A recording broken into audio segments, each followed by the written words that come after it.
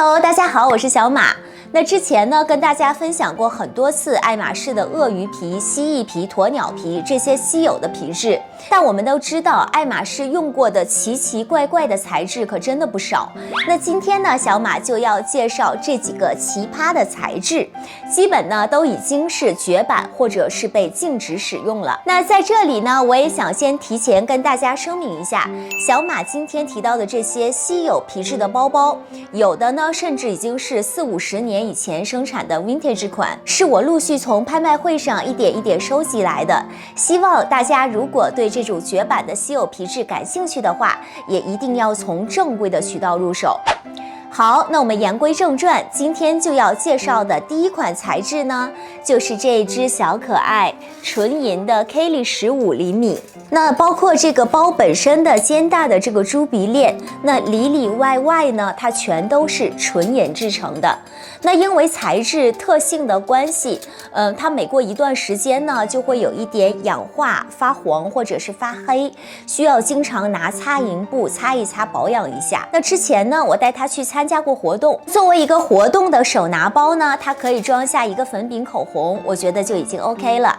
那主要是它的外形是小小的一只，但是存在感呢却是非常强的，这种既精致又不会过于夸张的感觉，小马是非常喜欢的。那其实呢，这并不是爱马仕第一次用纯银的材质来做包包。之前的小马的视频里呢，也有介绍过一只爱马仕的银质的古董的化妆盒，它是1960年代的产物。当时呢，非常盛行那种金属制的盒子包，用来放一些首饰还有化妆品之类的。那感兴趣的朋友可以一起去看一下之前的那支视频。那我这一支 Kelly 呢，其实是诞生于1990年代的。目前呢，它的市场价值是完全不输给喜马拉雅的，而且稀有程度呢，绝对比喜马拉雅还是要高一个段位的，妥妥的收藏款。那第二只包呢，可能宝宝们已经注意很久了吧，就是这两只非常非常可爱的貂毛的 Birkin。爱马仕的貂毛的包包呢，可以说是极其为罕见的。小马接触过爱马仕近10年下来呢，也是第一次看到实物。那当时呢，在拍卖会上看见就觉得，哇，太特别了，必须是我的，必须拿下。那这只包包呢，是马蹄印的，是2009年的产物。那前面的这部分的貂毛呢，摸上去非常非常的柔软，手感是非常好的。那其实爱马仕在让保罗高缇耶时期的秀场上多次出现过貂毛材质的包包。那比如说2006年的秋冬秀场上的 Sholada，2007年秋冬的 Kelly Muff， 还有2009年的 Kelly Cado， 都是可以看到貂毛的身影。那虽然现在这个材质已经不用在包包上了，但是貂毛的鞋子啊，还有服饰类，爱马仕还是有在出的。那前一段时间官网上有一款貂毛的拖鞋，小马觉得还蛮可爱蛮好看的，应该是一个不错的配货，那你们觉得呢？那接下来呢，就是超级稀有的这两只大象皮的 Kelly 了。那爱马仕的大象皮呢，大约是在1980年代，爱马仕为了一些顶级的 VIP 客户定制而生产的。那现在当然也已经绝版了很多年了。这么稀有的皮质，收藏家拿到以后呢，肯定就不会再转手的。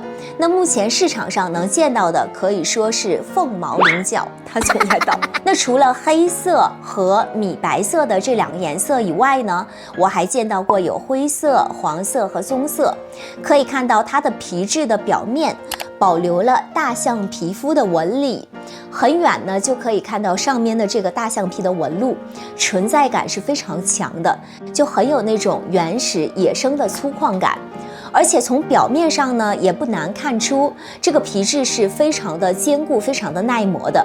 不过，不管它有多么的防滑、防刮，我平时也不太会去用它。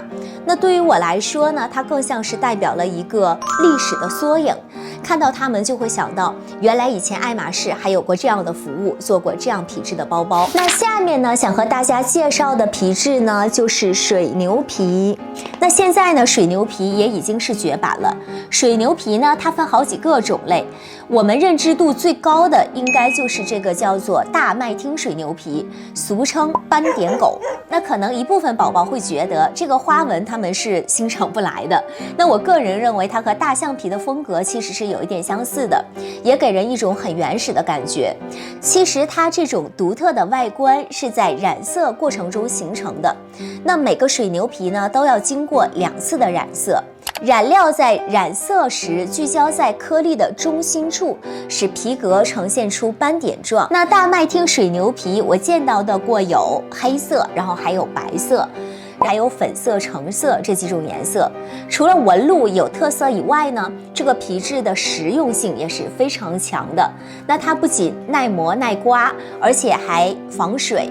那除了斑点狗以外，水牛皮呢还有以下这几种，基本都被用在小皮具还有花园包上。那目前水牛皮包包的价格和特殊皮像鳄鱼皮比较呢，它是会相对来说还会近邻一些的。小马觉得非常值得入手的。那接下来的这一只呢，也是小马之前有介绍过的牛胎毛，就是这一只。那上次说呢，只在 Birkin Kelly 和 Bolito 上见过，那这次正好入手了一只 HAC， 赶紧来跟大家分享一下。那它的手柄和包盖的这个部分，然后还有包身的这个侧部，还有底部，它是 Abacaf 公牛皮。那它的前面，然后还有它的背面是用牛胎毛做成的。和它温暖的外表不同，牛胎毛的制作过程是非常残忍的。它取自牛妈妈肚子里还未出生的小牛。那幸亏当初呢产量少，现在当然已经绝版了。详细的小马这边就不多介绍了，大家自行脑补吧。那除了这种单色的，小马还有一只印着豹纹的，噔噔噔，就是这只牛胎毛的包包。这一只包呢，我入手的时间是很早的，当时虽然还没有像现在这种阅包无数的感觉，但是对它呢也是一眼就相中了。可能真的就是我觉得是看包有直觉吧，感觉它肯定是一个收藏级别的包，那于是毫不犹豫的就拿下了。后来呢，再也没有见过同样的款式了。那不得不说，我当时的直觉还是蛮准的哈。那今天分享的最后一个材质呢，就是爱马仕的刺绣钉珠。那先来说一下这款非常可爱的 Plume， 它是爱马仕在2016年制作的限量款。当年爱马仕的主题极速自然，而包包上面呢这个不规则的图案，灵感来源于蝴蝶翅膀上的花纹。它的正面还有反面都是有刺绣钉珠的，然后中间的这个部分呢是雾面的鳄鱼皮，然后手柄的这个部分呢是用了蜥蜴皮，非常的特别。虽然小马对 Plume 这个包款不是特别的感冒，但是这只包包呢，我当初看到它的时候就非常果断的决定拿下了。还有呢，就是这一只小菜篮子啊，跟我今天的这个毛衣很搭。它和这只 Plume 呢也是一样的，是2016年的限量款。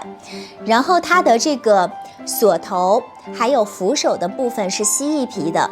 包身上这个几何图案的配色我也是非常的喜欢，很适合春夏和白色或者是蓝色的衣服做搭配，非常上相的一只包包。好了，那以上就是今天视频的所有内容。不知道你们对爱马仕哪个奇葩的材质最印象深刻呢？欢迎留言告诉我。喜欢小马的视频别忘了点击订阅哦，我们下期见。